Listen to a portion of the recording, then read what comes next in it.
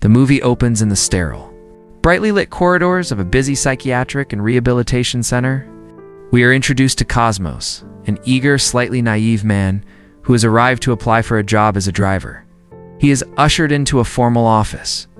Assuming the stern-looking man sitting behind the heavy wooden desk is his prospective employer, the man immediately launches into the interview, questioning Cosmos about the responsibilities of driving and what he brings to the table.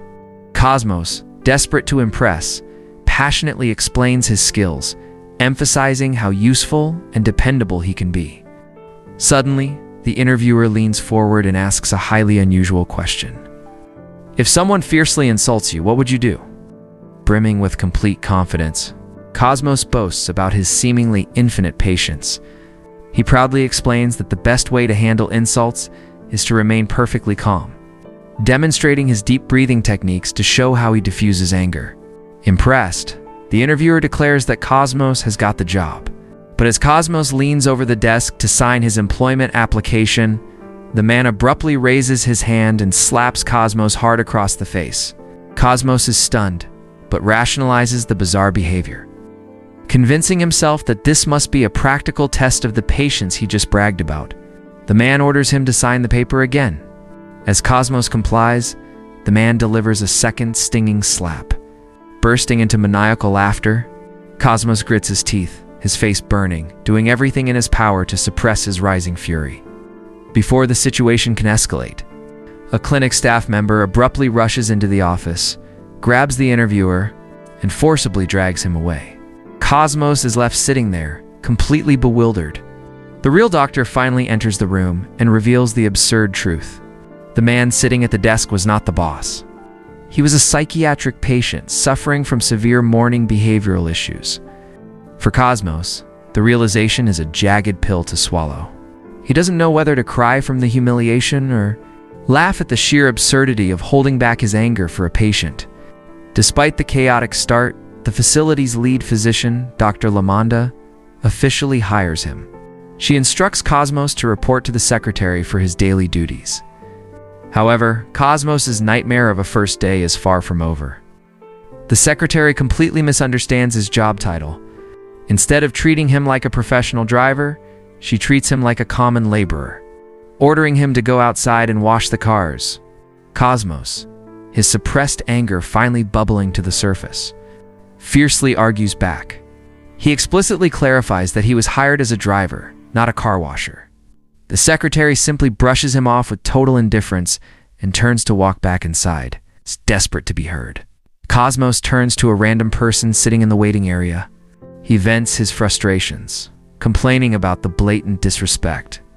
The person listens intently, nodding sympathetically, appearing to genuinely care about Cosmos' plight. But without a single word of warning, this sympathetic listener violently slaps Cosmos across the face and begins laughing hysterically. The secretary, witnessing the entire exchange, bursts into uncontrollable laughter. Though she offers a half-hearted apology, her laughter makes the humiliation infinitely worse for Cosmos. Furious and entirely confused by the madness around him, Cosmos marches back to Dr. Lamonda and complains about the relentless assaults. Realizing that Cosmos lacks the basic knowledge to navigate a psychiatric ward, Dr. Lamonda gently explains a crucial rule. Every patient in the facility wears a specific colored wristband. She carefully instructs him on how to identify the patients and how to properly conduct himself if he wants to survive working at the clinic. Shortly after the wristband lesson, the clinic's doors burst open as an emergency case arrives. Dr. Lamonda rushes to the reception area.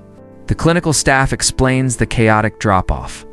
A frantic woman had literally dumped the patient at the door, leaving only a cell phone behind before instantly speeding away. The new patient is highly unstable, thrashing around wildly. To prevent him from harming himself or others, the staff has already bound him in a tight straitjacket. Dr. Lamonda approaches him to assess his condition. The man is completely disoriented, screaming that he has absolutely no idea why he has been brought to a mental institution. His mind is racing, and his frantic ramblings suggest that his wife intentionally drove him to the brink of insanity because of his severe agitation and inability to calm down. Dr. Lamanda has no choice but to administer a heavy sedative, putting the frantic man to sleep. Watching this intense medical drama unfold confirms that his first day on the job is genuinely insane. As evening approaches, Cosmos' driving duties finally begin. He drives Dr. Lamanda back to her home. However, upon arriving, tragedy strikes. Dr. Lamanda walks through her front door only to catch her husband red-handed, intimately involved with another woman. The husband, a smooth and practiced liar, immediately scrambles to cover his tracks. He smoothly manipulates Lamanda, insisting that the woman is strictly a work colleague and that the situation is a massive misunderstanding. Wanting to believe the man she loves, Lamanda swallows her doubts and forgives him. But the husband's infidelity is a persistent habit. The very next day, Dr. Lamanda sends Cosmos back to her house to retrieve a forgotten file. Being somewhat clueless and lacking social grace, Cosmos barges into the house without knocking. Once again, he catches the husband actively cheating with the exact same woman. The husband is initially furious at the intrusion, yelling at Cosmos for not knocking. But when he realizes Cosmos is his wife's new employee, his tone changes instantly. He attempts to play it cool, casually fetching the requested file while discreetly trying to usher Cosmos out the door. Once outside, the husband corners Cosmos, offering him manipulative bribes and weaving a web of lies to buy his silence.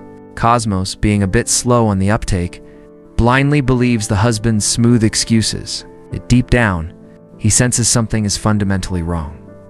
Fearing that speaking up might cost him his new job, Cosmos decides to keep his mouth firmly shut and returns to the clinic. Back at the rehabilitation center, the sedated patient finally wakes up. His name is Stanley.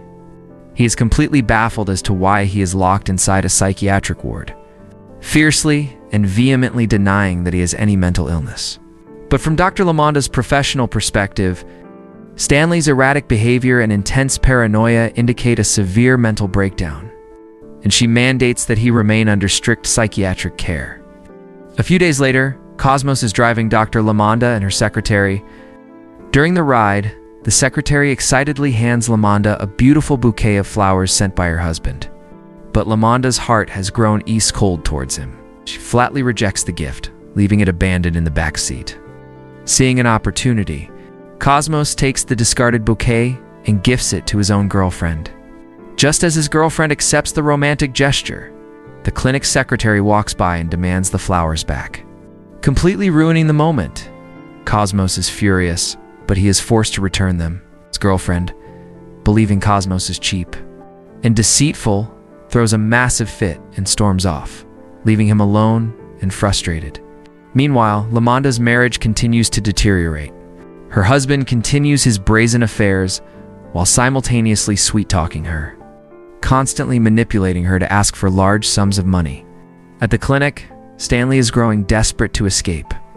When Cosmos visits his room, Stanley attempts to use his wealth to buy his freedom.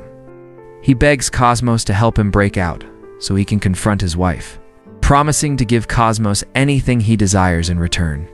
Cosmos, trying to prove his intelligence and outsmart the desperate patient, pulls out his phone. He searches for a random image, shoves the screen into Stanley's face, and asks, "Is this your wife?" Stanley, desperate to keep the conversation moving, immediately nods and vehemently confirms that the picture is indeed his wife. Feeling victorious, Cosmos runs straight to Dr. Lamanda, reporting that Stanley is completely detached from reality and unequivocally insane. But when Dr. Lamanda asks to see the photo Cosmos used, she stares at the screen in utter disbelief. She turns to Stanley and asks, "James Brown is your wife?" Stanley freezes, realizing his desperate lie has completely blown up in his face. His plan to trick Cosmos has failed miserably. Realizing he has no way out, Stanley completely breaks down. He opens up to Dr. Lamanda, pouring his heart out. He tearfully explains the deep, agonizing betrayals committed by his wife, detailing the psychological torment she inflicted upon him to drive him into this facility. Despite his heartbreaking confession, Dr. Lamanda remains unconvinced of his stability and refuses to authorize his release.